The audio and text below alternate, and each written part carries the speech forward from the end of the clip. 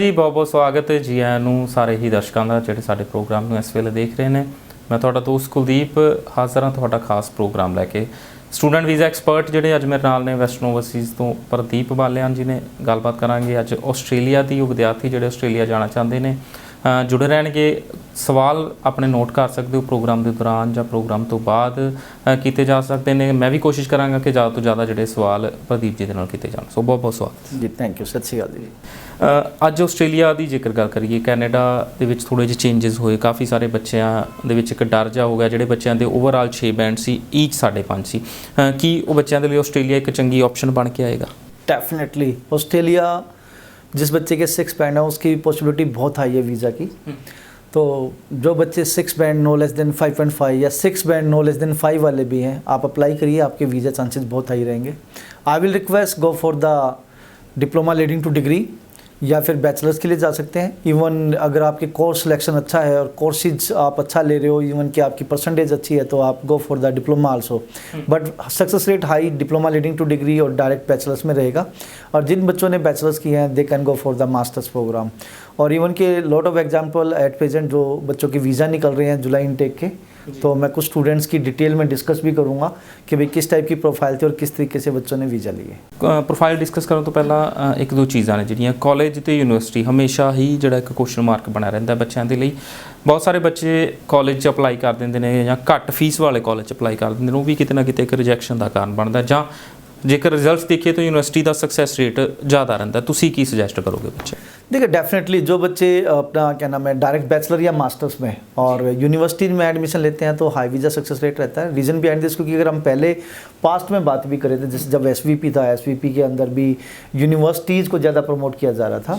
तो ये तो माइंड सेट होता ही है वीज़ा ऑफिसर का कहीं ना कहीं कि बच्चा अगर बैचलर और मास्टर्स के लिए अगर यूनिवर्सिटी में जाता है तो हाई वीज़ा सक्सेस रेट रहता है। हाँ, अगर वो बच्चा हायर एजुकेशन के लिए कॉलेज में भी जाता है तो भी सक्सेस रेट है। देखना ये होता है कि यहाँ पे 4-5 रिसोर्सेज होते हैं जिसे वीज़ा ऑफिसर देखता है, दैट इज जीटी जिसको बोलते हैं जेन्युइन टेम्परेरी इंटरेस्ट, जिसमें बच्चे के एकेडमिक कितने हैं, एकेडमिक में मेजर परसेंटेज मैटर करती है, मेजर सब्जेक्ट्स में परसेंटेज कितनी है वो बहुत ज़्यादा मैटर करती है। फिर बच्चे का गैप ना हो, गैप हो तो उसके पास रिलीवेंट वर्क एक्सपीरियंस हो और सैलरी अकाउंट में आ रही हो, या फिर उसको क्या नाम है अपॉइंटमेंट लेटर हो, सैलरी अकाउंट में ना हो तो उसके क्या नाम है अपना सैलरी स्लिप्स हों। तो ये चीज़ें ज़्यादा देखी जाती हैं। और इसके अलावा इवन की embassy can do the physical verification और कॉल करके भी वेरिफिकेशन कर सकती है। नेक्स्ट चीज़ आती है आपका बैंड स्कोर कितना है, आइल्स में स्कोर कितना है। 5.5 बैंड पर कहीं ना कहीं वीज़ा सक्सेस रेट कम है, लेकिन 6 बैंड है तो हाई वीज़ा सक्सेस रेट है।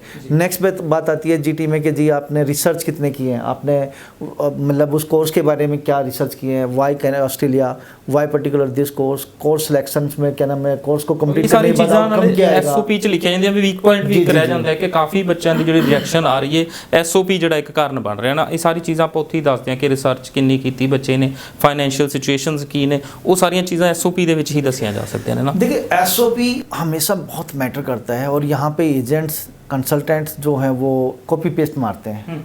जो बच्चा रिसर्च अपने खुद करता है और इवन थोड़ी बहुत अगर काउंसलर्स की हेल्प लेता है, काउंसलर्स जैसे हम हैं तो हम कहीं ना कहीं बच्चे की हेल्प करते हैं कि बेटा इसमें ग्रामेटिकल मिस्टेक्स है तो इसको किस तरीके से ठीक किया जा सकता है।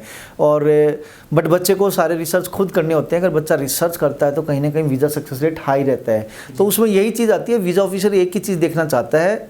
और रिफ्यूज़ल्स में जो रीजन्स भी आते हैं तो वो यही चीज़ निकल के आती है कि भाई क्या नाम आपके पास जो कोर्स है वो रिलेवेंट नहीं है या आपने पूरे रिसर्च नहीं किए हैं और स्टडी कंप्लीट करने के बाद आप वापस नहीं आओगे और कहीं ना कहीं आप फाइनेंशियल साउंड नहीं हो, ये कुछ चीज़ें होती हैं। तो एसओपी बहुत मैटर करता है, स्टेटमेंट ऑफ पर्पज़। तो मेरी आपसे रिक्वेस्ट है आप जहाँ पे भी हैं अगर आपने ऑस्ट्रेलिया सोच लिया है, चाहे आपके पास हाथ में फ़ोन है या लैपटॉप है या आपका कंप्यूटर है, उस पर थोड़ा सा हार्डवर्क करिए रिलेटेड टू ऑस्ट्रेलिया। आप ज़्यादा टाइम लगाते हैं अपनी फेसबुक पे, व्हाट्सएप पे, ट्विटर पे, लिंक्डइन पे, इन्हीं चीज़ों पे लगे रहते हैं। इससे थोड़ा सा बाहर निकल के आइए। हम अपनी लाइफ का तकरीबन 60% तो इन्हीं चीज़ों में लगा देते हैं। अगर हम हार्डवर्क करें कि भाई why Australia, why particular this course जो आपने सेलेक्ट किया उसका आउटकम क्या होगा, कोर्स कंटेंट क्या होंगे, और आउटकम में अभी ये चीज़ें देखी जाती है कि भाई आपको किस टाइप की जॉब कहाँ मिलेगी और आपकी इंटेंशन वहाँ सेटल होने की नहीं होनी चाहिए।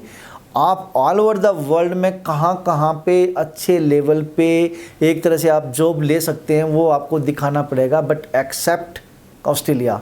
SSVFS simplified student visa framework, जिसके अंदर हाई कमीशन ने खुद बोला है कि भाई आपकी स्टडी कंप्लीट होगी उसके बाद आपको पोस्ट स्टडी वर्क वीज़ा मिलता है, वो ज़रूर गेन करिए, उसके बाद आपको ऑस्ट्रेलिया छोड़ना पड़ेगा। तो उनको अगर इंटेंशन लगती है कि भी छोड़ना, आप नहीं छोड़ोगे वहीं सेट हो जाओगे, तो कहीं ना कहीं वीज़ा रिजेक्ट कर देती है। और इसमें मैटर आता है आपकी SOP स्टेटमेंट ऑफ पर्पज़। उसमें अगेन मैं बोलना चाहूँगा, वीज़ा ऑफिसर प्रैक्टिकल जानना चाहता है कि भाई आपको स्टडी कंप्लीट करने के बाद प्रैक्टिकली पॉसिबिलिटीज़ कितनी है। सेम कोर्स इंडिया में पॉसिबल है, कम फीस में है, फिर कनाडा ऑस्ट्रेलिया क्यों जा रहे हो? कोर्स कनाडा से भी कर सकते हो, न्यूजीलैंड से भी कर सकते हो, UK से भी कर सकते हो, USA से भी कर सकते हो, ऑस्ट्रेलिया ही क्यों? ऑस्ट्रेलिया पर्टिकुलर अदर स्टेट्स भी हैं, लेकिन इसी स्टेट में क्यों? पर्टिकुलर अदर यूनिवर्सिटीज़ भी हैं, उसकी बजाय सिर्फ इसी यूनिवर्सिटीज़ में क्यों? आपको स्टडी कंप्लीट करने के बाद किस टाइप की जॉब मिल सकती है और कहाँ कहाँ मिल सकती है? आप पर्टिकुलर ये कोर्स क्यों करने जा रहे हो, किस चीज़ से आप इंस्पायर हुए, किस पर्सन से इंस्पायर हुए, वो पर्टिकुलर आपने डालना ज़रूरी है। अगर ये सारी चीज़ें आप पूरे रिसर्च करके चलते हो तो डेफिनेटली आपके वीज़ा चांसेस हाई हो जाते हैं। लेकिन यहाँ पे बड़ा बैड लक है कि स्टूडेंट SOP तो बनाते ही नहीं है, वो सिर्फ एजेंट्स कंसल्टेंट्स पे डिपेंड रहते हैं, वो कॉपी पेस्ट मारते हैं, बच्चे को पता नहीं होता, बाद में बच्चा फंस जाता है। सेकेंडली, और जो भी रिसर्च कुछ होते नहीं है, जो कॉपी पेस्ट भी होती है उसमें मतलब इतनी मतलब जिसके हाथ या पैर नहीं होती, ऐसी बातें लिखी होती हैं कि जी स्टडी कंप्लीट करने के बाद मेरे को हाई पैकेज मिल जाएगा, इंडिया में थ्योरेटिकल है, बाहर प्रैक्टिकल है। वो थक चुके हैं ये चीज़ सुन के। आपको प्रैक्टिकली बताना होगा कि भाई कंप्लीट करने के बाद, स्टडी कंप्लीट करने के बाद आपको किस किस टाइप की जॉब कहाँ कहाँ मिलेंगी।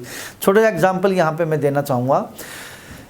आपने कोई भी एक कोर्स लिया, आपने कोई भी एक course bachelor, masters, diploma, advance diploma जो भी लिया, तो वो कोर्स आप क्यों ले रहे हो?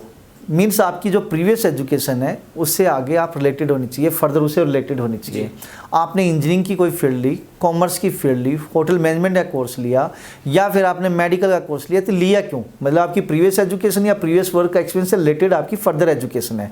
सेकेंडली, आप यहाँ पे डाल दीजिए कि भाई आप किस पर्सन से या किस टाइप से, कहाँ से इंस्पायर हुए कि आपको यही कोर्स करना है। अरे भैया, जिस बच्चे ने नॉन मेडिकल है वो IT, इलेक्ट्रिकल, मैकेनिकल, सिविल किसी में भी जा सकता है। सिविल में क्यों जा रहा है, मैकेनिकल में क्यों जा रहा है, इलेक्ट्रॉनिक्स में क्यों जा रहा है? तो कुछ न कुछ आपकी लाइफ में कुछ न कुछ ऐसी चीज़ें हुई होगी, आपका इंटरेस्ट बना होगा। इंटरेस्ट बनाए तो क्यों बनाए?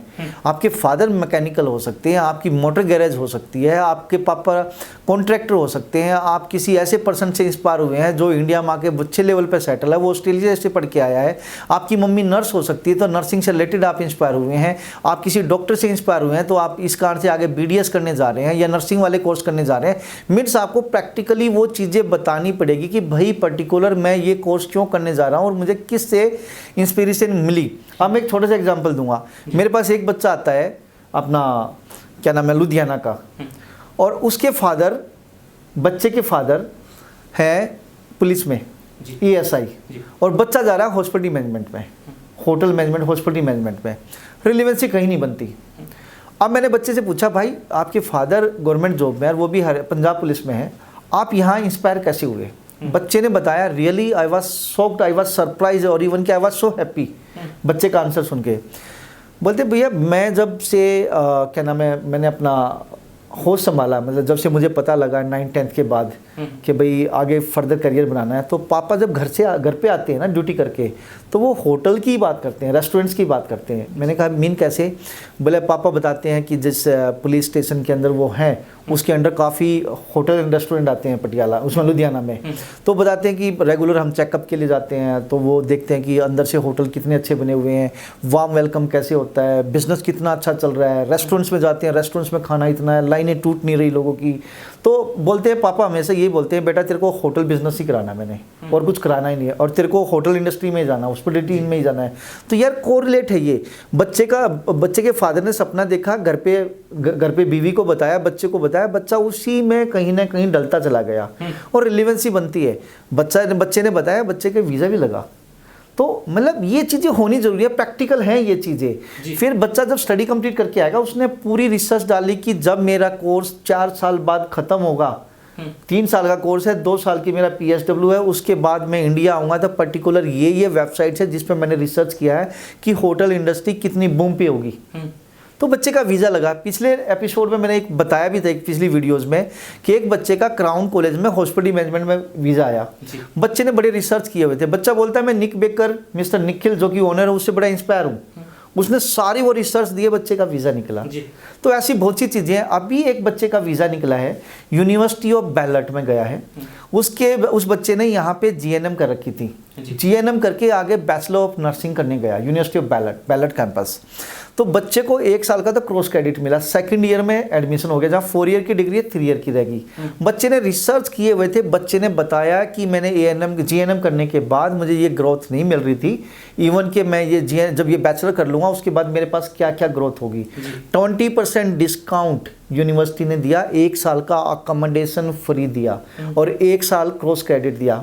स्टूडेंट को 5 वर्किंग डेज में वीज़ा लगा। तो ऐसे बच्चे जो जेन्युइनली वर्क करते हैं तो डेफिनेटली हाई कमीशन वीज़ा देती है जी।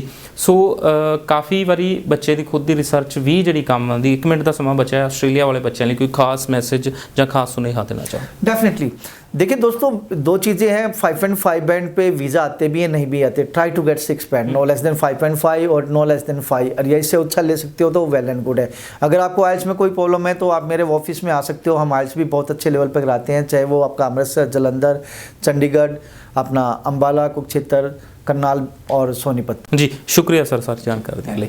ਸੋ ਕੋਈ ਵੀ ਸਵਾਲ ਤੁਹਾਡੇ ਜ਼ਿਹਨ ਦੇ ਵਿੱਚ ਕੋਈ ਚੀਜ਼ ਜਾਣਨਾ ਚਾਹੁੰਦੇ ਹੋ, ਵੈਸਟਰਨ ਓਵਰਸੀਜ਼ ਦਾ ਨੰਬਰ ਦਿਖਾਇਆ ਜਾ ਰਿਹਾ, ਉਸ ਨੰਬਰ ਤੇ ਕਾਲ ਕੀਤੀ ਜਾ ਸਕਦੀ ਹੈ।